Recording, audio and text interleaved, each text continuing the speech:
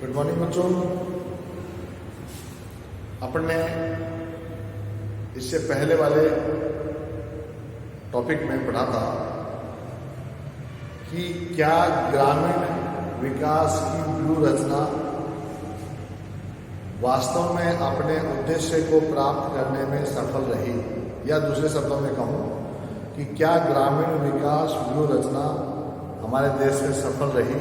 इस पे अपन ने बात की थी। उसमें अपन ने कई प्रकार के उदाहरण, आय में वृद्धि, जन्म और मृत्यु दर में वृद्धि में कमी, निर्धनता में कमी, उत्पादन को बढ़ावा, ट्रांसपोर्टेशन को बढ़ावा, आधारभूत ढांचे में वृद्धि, सामाजिक मूल्यों में वृद्धि, इसके आधार पर हमने ये बताया था कि हमारी जो ग्रामीण विकास व्यूह रचना है वो सफल रही है।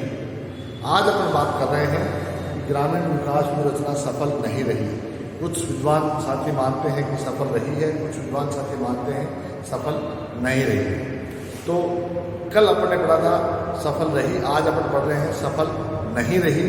तो नहीं रहने के कौन से पॉइंट्स हैं जिस पे अपन डिस्कशन करेंगे और फिर अंत में हम डिस्कस के रूप में बात करेंगे। डिस्कस क्या कहता है, डिस्कस क्या कहता है, निष्कर्ष के रूप में हम बात करेंगे कि क्या वास्तव में हमारी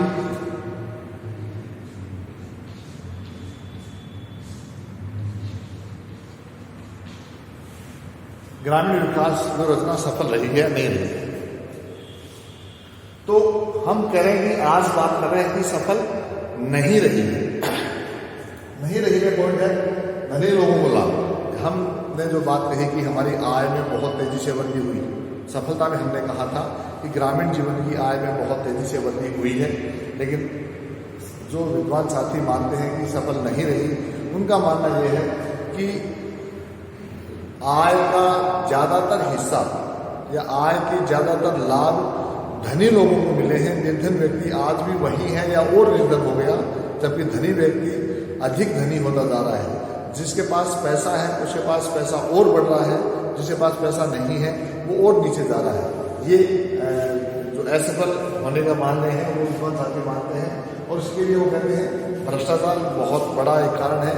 भ्रष्टाचार का बोलबाला बहुत बड़ा है।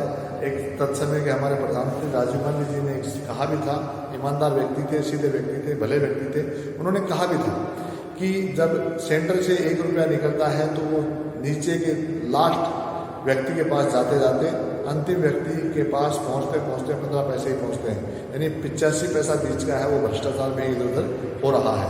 तो भ्रष्टाचार का बहुत अधिक बोलबाला है। किसी भी आप चाहेंगे किसी भी विभाग में किसी भी कार्य के लिए बिना भ्रष्टाचार के कोई काम नहीं कर रहा है। तो ये हमारे देश की बहुत बड़ी ज्वलंत समस्या है।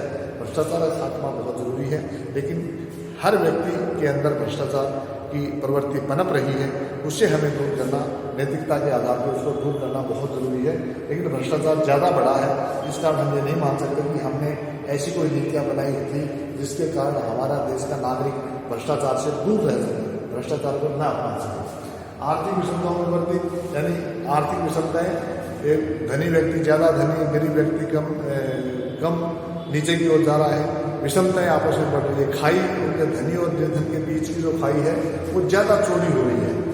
हम उसमें एक अनुमान के अनुसार, एक डेटा के अनुसार देश के 5% लोग ऐसे हैं जिनके पास देश की 90% पूंजी जमा है, और देश के 95% लोग ऐसे हैं जिनके पास मात्र 10% पूंजी है। तो ये जो आंकड़ा बीच की खाई है ये बहुत चौड़ी है। इस खाई को पाटने की आवश्यकता है। इसके लिए हमें और प्रयास करने पड़ेंगे। गैर उत्पादित कार्यों में हमने देखा है कि जो भी सरकार सुविधाएं गांव में लोगों को देती है, वो जो पैसा है, जो सुविधाएं हैं, वो गैर उत्पादक कार्यों में लगती है। अगर वो उत्पादक कार्यों में लगे तो इससे ज़्यादा भला हो सकता है, जनसंख्या का ज़्यादा विकास हो सकता है, भला हो सकता है। लेकिन हमने सामान्यतः देखा है कि जिस कार्य के लिए उन्हें दिया जाता है उस कार्य की बजाय वो गैर उत्पादक कार्यों में इस पैसे को लगा देते हैं, इस सुविधा को लगा देते हैं। ये भी हमारी समस्या है। और बाल श्रमिकों की समस्याओं की संख्या में वृद्धि, हमने देखा है कि कानूनन हम 18 साल से नीचे उम्र के बच्चों को काम के लिए नहीं फोर्स कर सकते, काम के लिए नहीं लगा सकते। लेकिन हमने देखा है कि हमारे सामान्य शहरों में, गाँव में छोटे छोटे बच्चे हैं, वो भी काम में लगे रहते हैं। तो ये बाल श्रमिकों की संख्या में जो वृद्धि हुई है, ये हमारे लिए बहुत नकारात्मक है, हमारे विकास के लिए बहुत गलत है। उस अवधि में, उस आयु में उन बच्चों को अपना स्वयं का विकास, स्वयं की पढ़ाई और अपने शरीर स्वयं के उस पर ध्यान देना चाहिए। वो नहीं दे करके वो अपनी मजबूरी पे ज़्यादा बाल श्रम में लगे हुए हैं। और उनकी मजबूरी ये है कि उन्हें अपने घर की आवश्यकताएं, अपने समाज की आवश्यकताओं के लिए ऐसा करना पड़ रहा है। तो इसलिए ऐसी नीतियाँ बने कि व्यक्ति बाल श्रमिकों का सहयोग ले ले। उन बाल श्रमिकों के जो लोग हैं, जो इस धंधे में लगे हुए हैं, जो इस कार्य में लगे हुए हैं, उनके परिवार की, घर की ऐसी व्यवस्था की जाए जिससे उनको बाल श्रमिक ना करना पड़े, बाल श्रम ना करना पड़े और हमारा विकास हो सके। शहरों में उपलब्ध ये हम सामान्यतः देख रहे हैं कि गांव के लोग, ज़्यादा से ज़्यादा लोग गांव खाली हो रहे हैं, शहरों की ओर बढ़ रहे हैं। इससे दो नुकसान हो रहे हैं। गांव की आत्मनिर्भरता कम हो रही है और शहरों पे बोझ बढ़ रहा है। शहरों की कैपेसिटी से ज़्यादा जनसंख्या शहरों में आ रही है, उससे बेतहाशा विकास करना पड़ रहा है। इतना विकास तेजी से हो नहीं पाता। इसके कारण होता यह है कि शहरी जनसंख्या है वो भी पिछड़ रही है और गांव खाली हो रहे हैं, गांव से लोग निकल के बाहर आ रहे हैं। ये एक बड़ी समस्या है। आवश्यकता इस बात की है कि हमें गाँव में ही लोगों को रोकना है। ऐसे कोई फोर्सफुली नहीं रोक सकते। गाँव में रोकने के लिए उनकी सारी सुविधाएं, उनकी अच्छी चिकित्सा, शिक्षा, स्वास्थ्य और यातायात, ट्रांसपोर्टेशन, सड़क से जोड़ना, पक्के मकान, पेयजल, बिजली, संचार, ये सुविधाएं वो गांव में दी जाए और वो गांव में रोजगार दिया जाए, जिससे वो व्यक्ति गांव में नहीं, गांव में रहे, शहर की ओर प्लान करने से बचे। तो ये भी हमारी समस्या सामने आ रही है। साक्षरता का इस तरह अपेक्षा करते हैं। अभी जैसे पॉजिटिव पॉइंट पर आए थे, उसमें हमने माना था कि हमारे लोग काफ़ी संख्या में साक्षर हो गए, लेकिन आज भी गांव में महिलाएं, सामान्यतः महिलाएं काफ़ी साक्षरता में पिछड़ी हुई हैं, उन्हें वो निरक्षर हैं। आवश्यकता इस बात की है कि हमें आज़ादी के 70 साल बाद भी यदि हम गांव में लोगों को साक्षर नहीं कर पा रहे हैं, तो ये हमारा एक ड्रॉबैक है, हमारी कमी है। हमें इस प्रकार से योजनाएं बनानी चाहिए, हमारे इस प्रकार से कार्यक्रम बनाने चाहिए जिससे हमारे 100% जनसंख्या साक्षर हो सके। उसे न्यूनतम पढ़ने लिखने का कम से कम उनको सब हर व्यक्ति को आना चाहिए। उससे उसकी जागरूकता बढ़ेगी, उससे उसका विकास बढ़ेगा। तो ये साक्षरता की अपेक्षा वृद्धि नहीं, लेकिन कमी रही है। मौसमी बेरोजगारी, हमारे गाँव की जो जनसंख्या, उसके लिए मौसमी बेरोजगारी एक बहुत बड़ा वो जो अभाव कहें, बहुत बड़ा समस्या कहें, बड़ी समस्या है। क्योंकि छोटे छोटे टुकड़े खेतों के हैं और घर में जैसे 4-5 आदमी हैं, वो सभी उसमें लगे रहते हैं। वास्तव में उस भूमि के छोटे से टुकड़े पे एक व्यक्ति काम करे तो भी काम चल सकता है, लेकिन क्योंकि उनके पास काम नहीं है तो वो उस खेत में सब लोग अपना काम कर रहे हैं, उसे अदृश्य बेरोजगारी कर सकते हैं। मौसमी बेरोजगारी जैसे मौसम के हिसाब से जब फसल हो गई, बारिश हो गई तो फसल में लग जाएंगे, बारिश नहीं हुई तो अपने घर में बैठे हैं, कोई काम नहीं है। तो ये मौसम के हिसाब से उनको रोजगार मिलता रहता है, मौसम के हिसाब से वो बेरोजगार होते रहते हैं। तो मौसमी बेरोजगारी की समस्या भी हमारे सामने वर्तमान में बहुत बड़ी है। हमें करना ऐसा इस हिसाब से चाहिए कि जब मौसमी रोजगार उनको प्राप्त हो तब तो अपना रोजगार करें, और मौसमी रोजगार के अलावा वो बेरोजगार जब हो जाएंगे तो बेरोजगारी के समय उनको ऐसे कोई संसाधन, ऐसे कोई व्यवस्थाएं की जाए, ऐसी कोई नीतियाँ बनाई जाए कि वो खाली नहीं बैठे और अपना कुछ उत्पादन कार्य, प्रोडक्टिविटी कुछ ऐसे करे जिससे उसका भी भला हो और देश का भला हो। सबके लिए ये है, बहुत जरूरी है। गाँव में झगड़े और मुकदमे, ये एक बहुत आम समस्या है। जैसे जैसे जागृति बढ़ी है वैसे वैसे लोगों में असंतोष, झगड़े, मुकदमेबाजी में भी बहुत तेजी से बढ़ी हुई है। ये ड्रॉबैक इसलिए भी है कि लोग ज़्यादा जागरूक हो गए और जागरूकता का भी विकृत रूप हो गया। जागरूक पॉजिटिव हो तो अच्छा है, लेकिन नेगेटिविटी व्यक्ति के दिमाग में जब आती है तो ऐसी झगड़े और मुकदमेबाजी की समस्या आती है। परिणाम स्वरूप कोर्ट कचहरी में असंख्य हमारे में झगड़े को जो केसेस पड़े हैं उनका निपटान नहीं हो रहा है, प्रॉपर संख्या में जजेज नहीं है। ये जो समस्याएं हैं ये हमारे आज़ादी के बाद से बहुत तेजी से बढ़ी है। प्रदूषण की समस्या, ये भी बहुत बड़ी समस्या है। जैसे कि हम रोज अखबारों में पढ़ते हैं, दिल्ली एनसीआर और आसपास पराली का नाम आता है। उसके अलावा भी हमारे जो व्हीकल्स, यातायात के साधन जितने ज़्यादा बड़े हैं उससे हमें प्रदूषण भी ज़्यादा हमारी हवा, जो व्यक्ति का मौलिक अधिकार है कि उसे स्वच्छ हवा पानी मिले, वो उसे नहीं मिल पा रही है। पूरा वातावरण प्रदूषित हो रहा है, जिसके कारण न केवल व्यक्ति बल्कि जीव जंतु, पेड़ पौधे ये भी उससे दूषित हो रहे हैं, और उसी के कारण हमारा जो स्वास्थ्य है उस पर भी नेगेटिव प्रभाव पड़ता है। स्वास्थ्य में नेगेटिव प्रभाव पड़ने के कारण हमें उस पर ज़्यादा खर्च करना पड़ता है। जो खर्च हम इनके कारण, इस प्रदूषण के कारण हमें खर्च करना पड़ रहा है, इसी पैसे को यदि हम अन्य कामों में लगाते हैं तो शायद हमें और हमारा विकास होगा। तो ये भी हमारे नेगेटिव पॉइंट रही है। पेयजल की कमी अभी भी, जैसे हमने अभी कहा था कि 96.1% जनसंख्या को हमने पेयजल सुविधा उपलब्ध करवा दी, लेकिन क्या आज़ादी के 70 साल के बाद भी 96.1% जनसंख्या को पेयजल उपलब्ध करवा देना पर्याप्त है? नहीं। क्यों?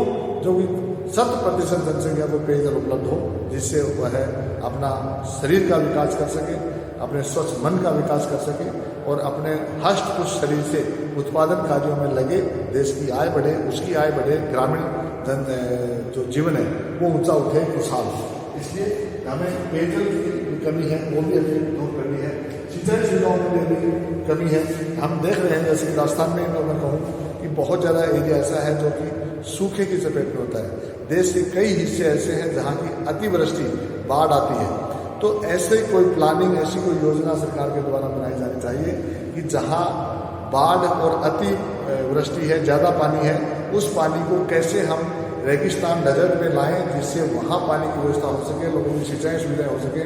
हमारे राजस्थान में तो भूजल जो है वो भी डार्क जोन में आ रखे हैं। जैसे मैं झुंझुनू से हूँ, झुंझुनू में बात कर रहा हूँ, तो यहाँ की ज़्यादातर ज़मीन में डार्क जोन है। यहाँ आप नीचे पानी से, सिंचाई सुविधाओं से संबंधित पानी आपके नीचे नहीं है। क्यों नहीं है? क्योंकि नीचे ज़मीन में पानी बहुत नीचे चला गया है। यहाँ कोई नदी, नाले या नहर ऐसी कोई व्यवस्थाएं नहीं है, जिसके कारण किसान उसके कारण सफल किसान करता है और हमारा अन्न उत्पादन भी उससे प्रभावित होता है।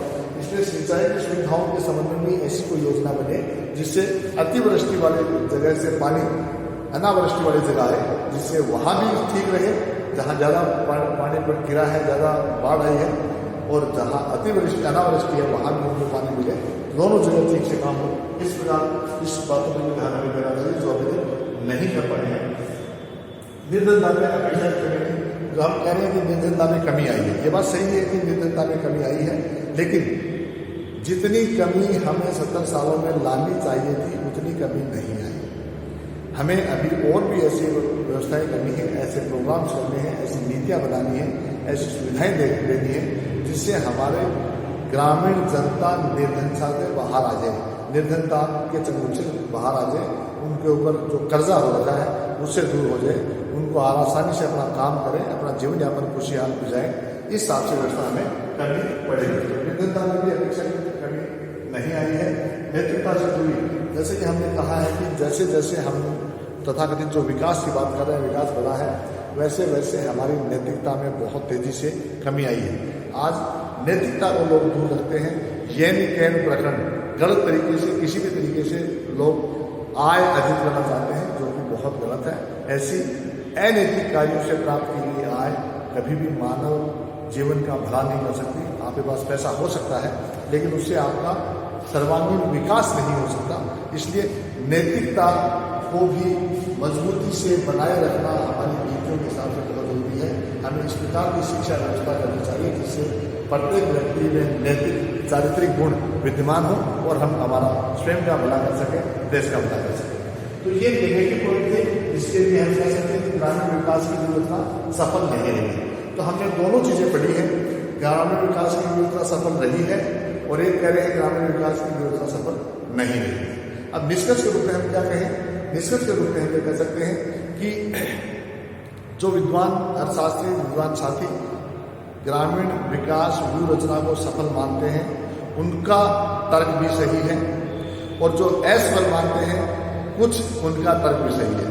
आज हमने विकास तो किया है, हमारी आय बढ़ी है, हमें पेयजल उपलब्ध हुआ है, हमारी स्वास्थ्य सेवाएं भी खूब बढ़ी हैं, हमें ट्रांसपोर्टेशन, पक्के मकान, हमें यातायात के साधन, विपणन की सुविधाएं, एग्रीकल्चर का उत्पादन, कुटीर उद्योग, सब में हमने बढ़ोतरी की है, वृद्धि की है। लेकिन उतनी बढ़ोतरी नहीं कर पाए हैं जितनी की हमें जनसंख्या के हिसाब से अपेक्षाकृत करनी चाहिए थी। जिस दर से हमारी जनसंख्या बढ़ रही है उस दर से जब तक हम प्रोग्रेस नहीं करेंगे, जब तक हमारा विकास नहीं कर सकेंगे, तब तक हम इस विकास की योजना में पिछड़े रहेंगे। इसलिए निष्कर्ष के रूप में हम ये कह सकते हैं कि यदि निश्चित रूप से आज़ादी के बाद से हमारे ग्रामीण जीवन में खुशहाली आई है, वृद्धि उसके जीवन में काफ़ी हुई है, लेकिन अभी भी हमें बहुत कुछ करना बाकी है। अभी भी हमें विकास की दौड़ में और आगे तक जाना है, जिससे हमारा ग्रामीण जीवन और खुशहाल हो सके। धन्यवाद।